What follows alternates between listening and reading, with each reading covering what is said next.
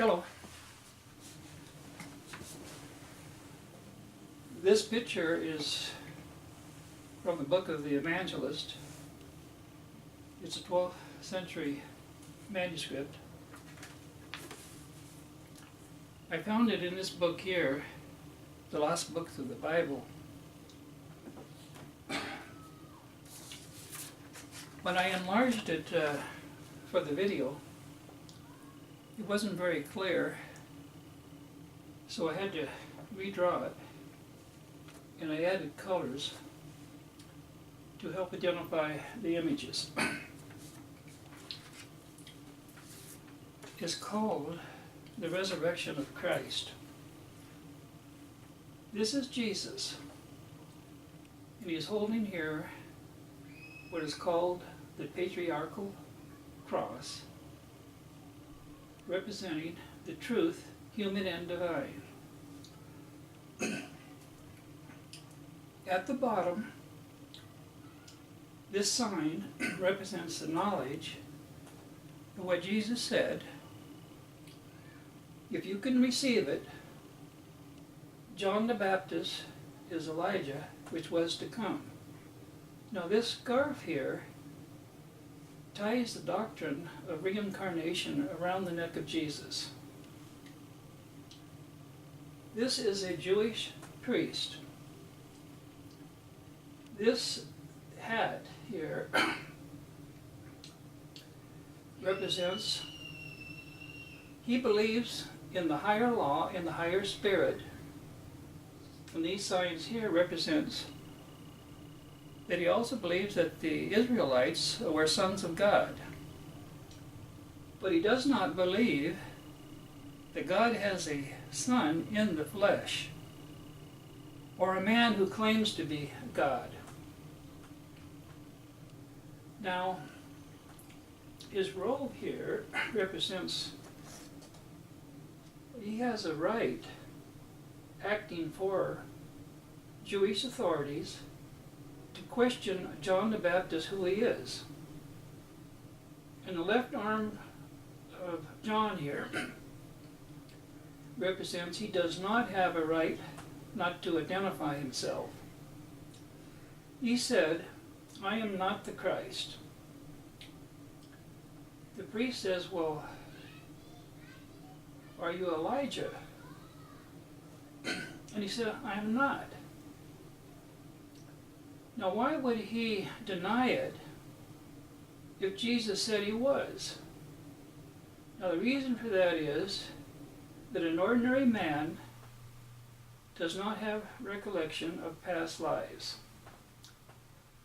Now Elijah here is different from John. You see this indented sign here on his forehead, and his mitre has 2 rows of small discs, 5 discs, representing he possessed the spirit, human and divine, of the 5th kingdom. Now the right foot of Jesus here means rightly understand this principle here. When he says that John was Elijah, he meant the human spirit of Elijah was resurrected from the underworld, not the divine. The priest then said, "If you're not Elijah, are you the prophet?" This is Elijah the prophet. Now you see his mitre has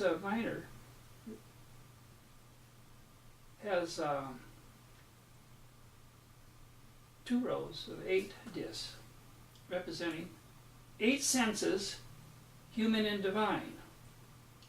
Now this is another priest here, but long hair and a beard does not make you a prophet.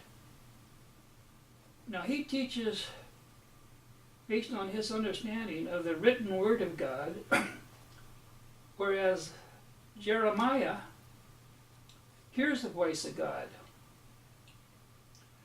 Now this priest behind, his mitre has 3 small discs, representing there's 2 types of priest, human and divine. Now the priest down here says, if you're not Elijah and you're not Jeremiah, the prophet, who are you? And John the Baptist says, I am, as Isaiah prophesied, a voice that cries or preaches in the wilderness, make straight the path of the Lord. In other words, he was preparing for the incarnation, but that had not happened yet. Now, that's the difference between Elijah and John. John has not been baptized yet. Now, the questions that the priest asked John the Baptist, Jesus asked his disciples. He said, who am I? And some said John the Baptist. Others said Elijah. Others said Jeremiah or one of the prophets. Simon Peter said, thou art Christ, the Son of the living God. And Jesus said, flesh and blood had not revealed this to you, but my Father in heaven. Which means, you cannot tell by looking at a man if Christ is incarnate. Now this plateau here represents the New Testament, contains the knowledge of the reincarnation of the Son of Man, referring to John the Baptist, and the reincarnation of the Son of God, referring to Jesus, by two different Mother, Father, Son triads. Now on this side, this plateau represents the New Testament, contains the knowledge of the resurrection of Lazarus. And that has three parts. And this sign here represents, that has a double meaning, literal and symbolic. Now the first part. The two sisters of Lazarus sent Jesus a message saying, Lazarus, your friend, is very sick. And Jesus waited 2 days at the place that he was staying, and he had a reason for this. Then he said to his disciples, let's go to Judea. And on the way, he said, our friend Lazarus has fallen asleep. I go to wake him up. And they said, well, if he's sleeping, he'll wake up. And Jesus said, no, Lazarus is dead. Now what he meant by that, death is like sleeping. On the way to Bethany, Martha heard he was coming, and she came to meet him. And she said, if you had been here, he would have not died. And Jesus said, he shall rise again. Now when he got to the village, he said, where have you laid him? And they took him to the tomb. And he said, remove the stone blocking the entrance. Now why would he say that? Because the stone is the barrier that prevents us to seeing what happens after death. And Martha said, but Lord, there will be a bad odor, for he has been in the tomb for 4 days.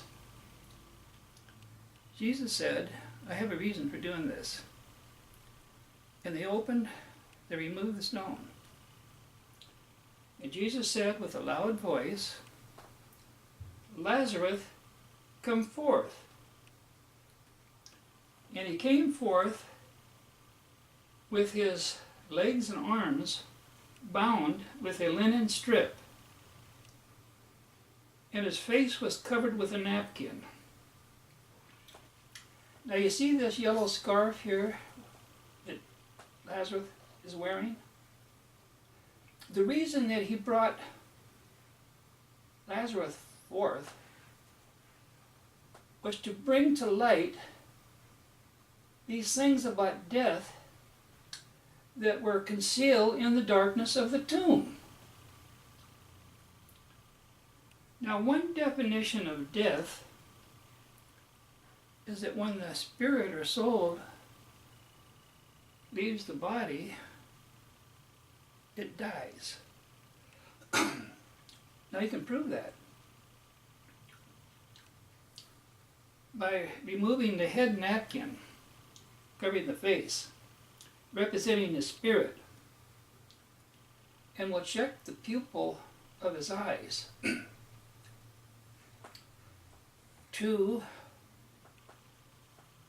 exposure to light. If there's no dilation, change, that means that his brain is not working. Now you can also check for breathing, breath, and you can check the pulse for a heartbeat. But when death occurs, within minutes, the brain stops functioning. Within hours, the cells start dying from lack of oxygen. In 2 to 6 hours, rigor mortis sets in. That's the stiffening of the muscles of the body, the legs and the arms. That lasts from 2 to 4 days. On the second day, decomposition sets in, and that gives off a bad odor. Jesus then said, unbind him and let him go. Do you know that the story stops there? Nothing further is said. There were other witnesses there at the tomb, and nobody testified that they saw Lazarus alive. It leaves it up to you to use common sense. Did Lazarus start using his legs, moving his legs and arms, and did he start talking? Or did he fall to the ground? Now, look here. You see this sign here? It points to the left hand. Meaning, if you think that Jesus resurrected Lazarus after 4 days in the tomb, that's a false belief. Yes, a comeback is possible. There's a small space here early on if certain techniques are applied. Prayer might work. Also, a person can awaken from death if the diagnosis is wrong. But once these chemical changes begin in the tissues, it's irreversible.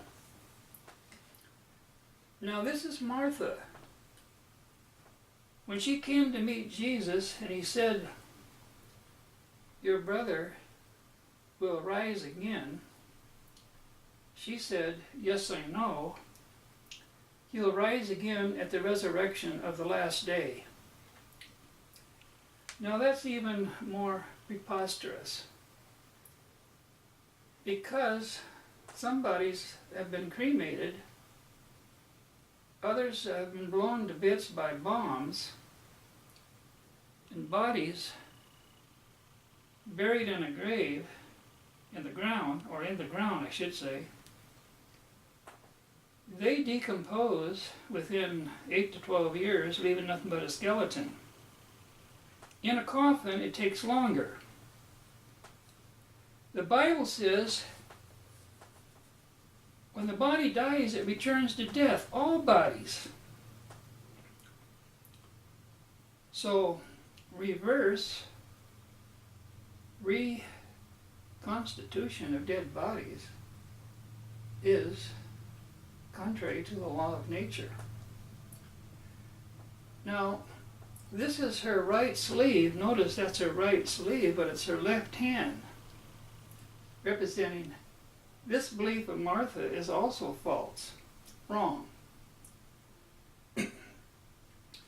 Now you see she's wearing a headscarf here, and it's long, representing the spirit of mind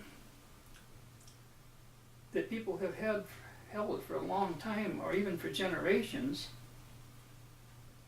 that they believe when the body dies, that's the end of life. And they hope that someday in the future, God will perform a general resurrection of people from the grave at the same time. Now that's not the plan of God. I know what you're thinking. What Paul said in 1 Corinthians 15:53, in a twinkle of an eye, at the last trumps shall sound, and the dead shall rise incorruptibly. But that's not referring to the resurrection of bodies in a grave.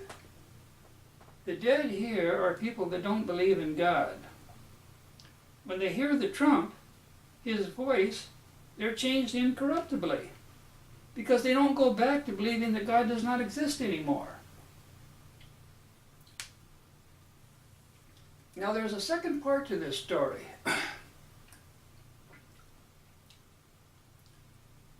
Just before Jesus was to be crucified, Martha prepared a supper for Jesus.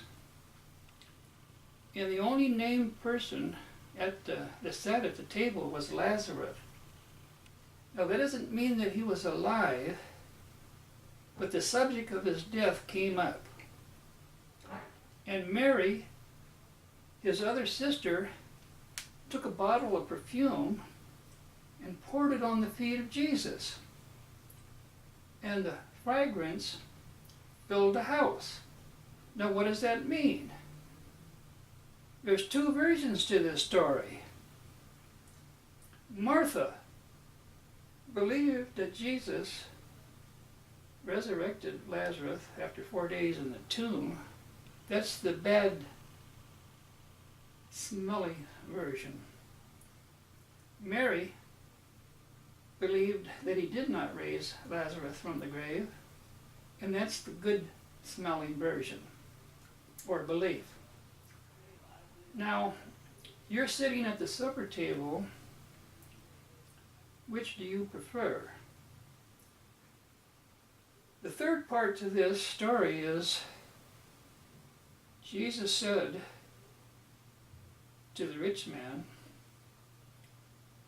who had no pity on the poor and the sick, when he died, his soul would go to the place of torment. And Lazarus would go to the bosom of Abraham. Now what does that mean? This is Abram. God changed his name to Abraham, father of nations. It represents the implantation of the principle of the Father into the heart of every man. And this is Sarai. God changed her name to Sarah, mother of nations. That's the implantation of the mother principle in the heart of every woman. They give birth to Isaac, the son of man. Now these heads back here are people, or people represent every person has probably had numerous lives since the origin of man. Now, this is the right foot of Jesus. We need to rightly understand this principle here.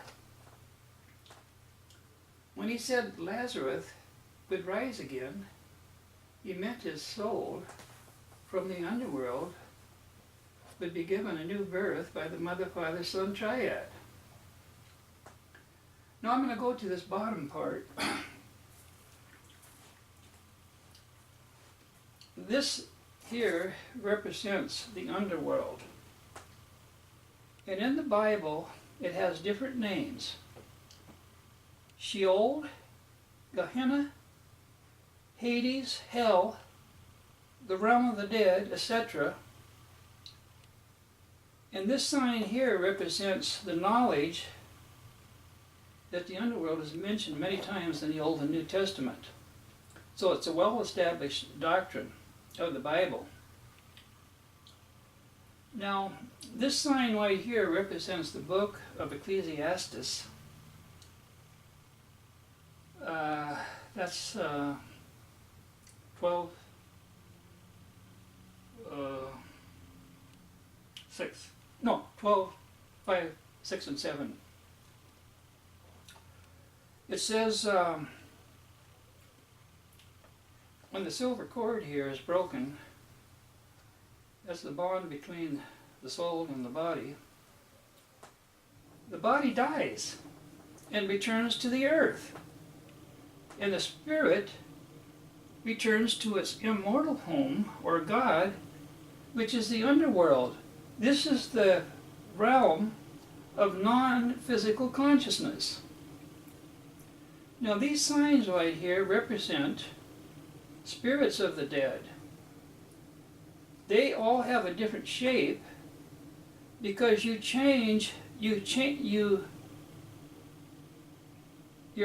character does not change after death. You retain it. And all people that die go to the underworld. See this sign right here? Even Jesus, after he died, went to the underworld. Ephesians 6:9. Before Jesus ascended to heaven, he descended to the lower regions of the earth. Well, that's the underworld. Now this sign here represents the knowledge that death is like sleep and dreams. Dreams are lifelike experiences, but they're not in the physical world. Now this man here, his left hand is holding his right, representing what he now wrongly believes prevents him from understanding and believing the teachings of Jesus in the Bible. And this sign right here represents that could be a principle of you. Now this right leg here represents he understands this sign, the principle of life and death. But his left leg here represents he doesn't understand this sign, the principle of death and rebirth.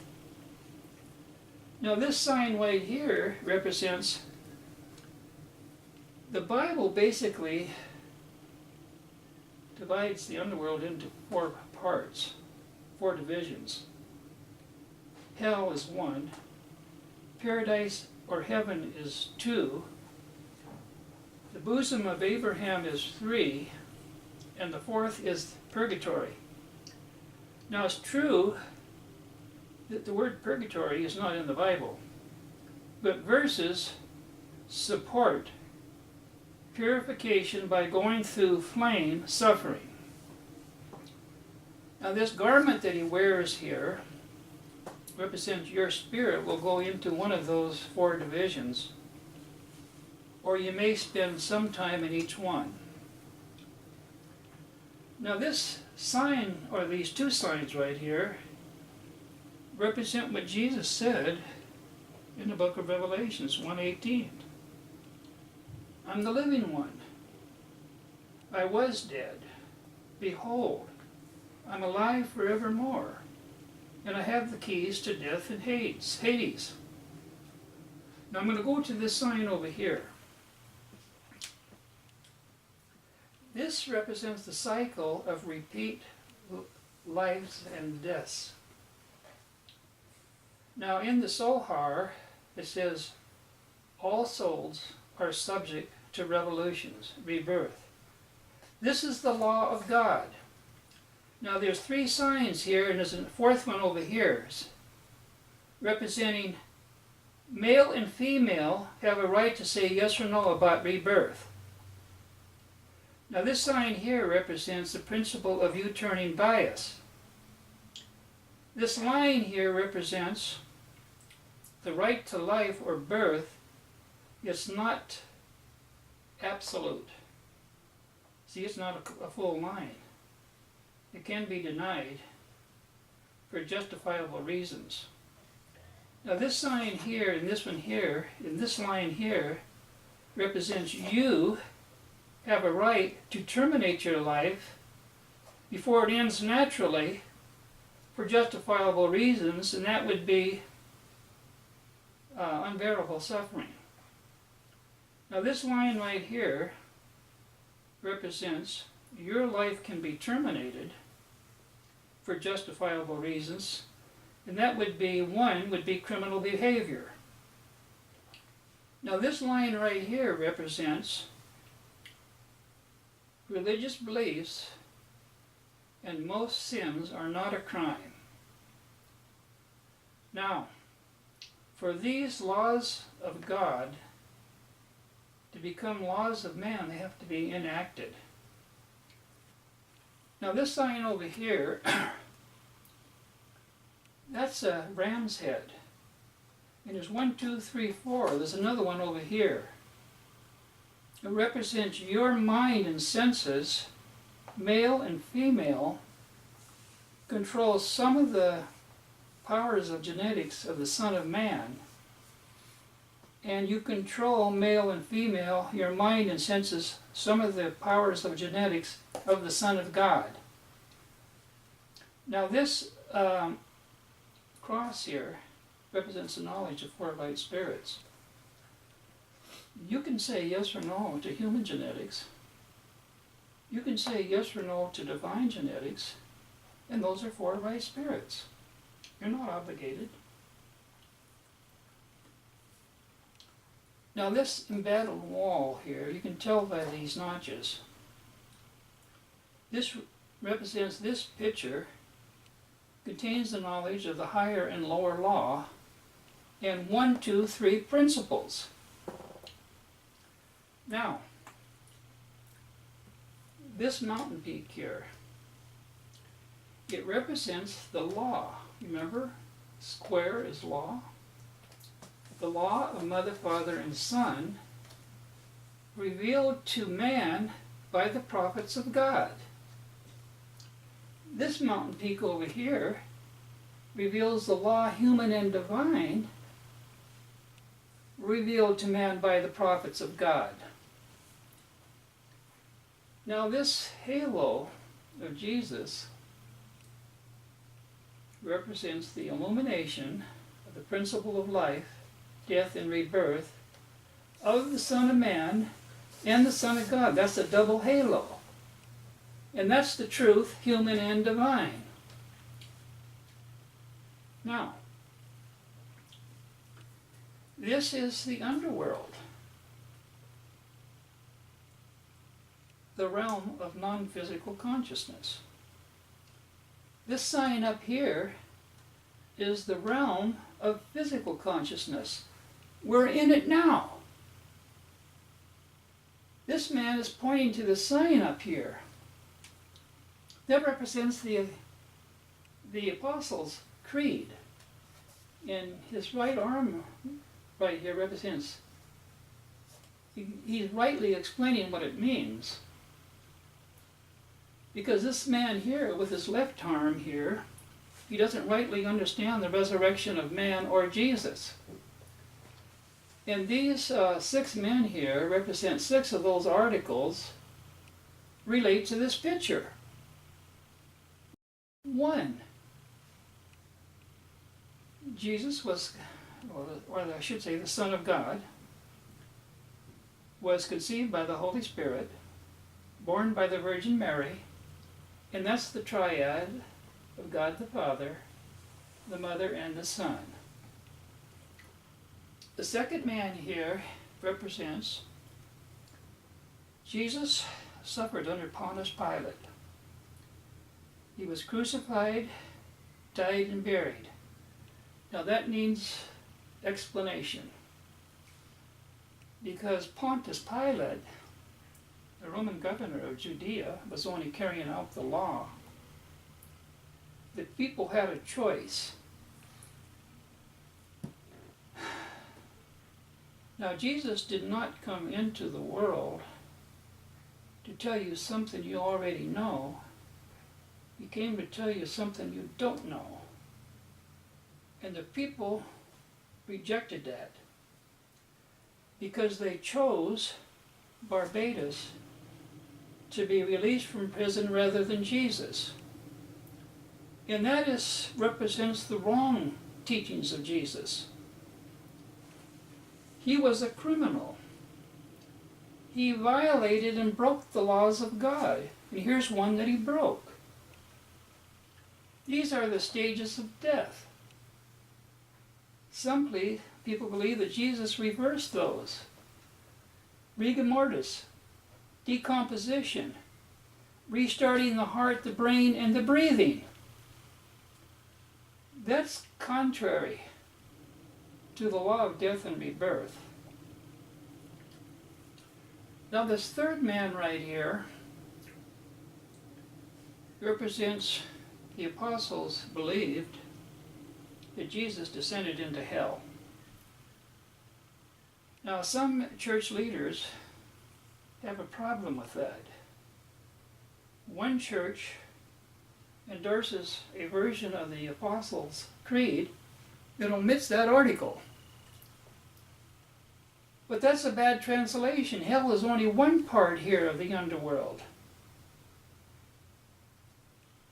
Acts 2:31 states, before Jesus ascended to heaven, he was in Hades. Hades has all these different spheres of consciousness, from hell to heaven. Now the fourth man here represents Jesus on the third day ascended to heaven, and he sat on the right hand of the Father. Now that means the first day you die and you go to the underworld, the abode of the dead. And there's an intermediary period. Now man goes to the bosom of Abraham, but Jesus ascends to heaven and sits at the right hand of the Father. Now that is God's power to give birth to his Son again. That's his right. Now, the fifth man, it says from thence, from here, from the right hand of the Father, Jesus is sent back or returned to judge the living and the dead. Now the living are people that have a religious belief, different religious beliefs. And the dead are those that are not religious. They don't believe in God. Now the sixth man here represents the apostles believed in the resurrection of the body. And they weren't referring to the body of the Son of God, because the Son of God does not have a body. He incarnates in a body. They're referring to the resurrection of the human body from death. Now listen. See Jesus here? He's holding him with his right hand. Rightly understand. I'm not referring to the resurrection of the dead body, decaying body, in the grave or in the tomb. I'm referring to the resurrection of the spirit or soul of man into a new body. You see this right hand of Lazarus here? As Jesus pointed out, in 3 days by the Mother, Father, Son principle, pointing to the Son of Man and the Son of God, the truth, human and divine. Now these two signs up here represent books containing the knowledge of death and rebirth, inspired by the human and divine spirit that this man would like to read, and this man over here would like to read. Now I'll give you 2 books that contain the doctrine of reincarnation. One, the book of Thomas the Contender and Pistis Sophia, on the Christian side for this man to read. Now on the Jewish side, I'll give you 2 books. The Zohar. I quoted it down here. It's the basic Jewish text for the reincarnations of souls. And the second book is Gates of Reincarnation. Now this sign. Do you believe in the false teachings of Jesus or the true teachings of Jesus? That's my message for today. I'm finished.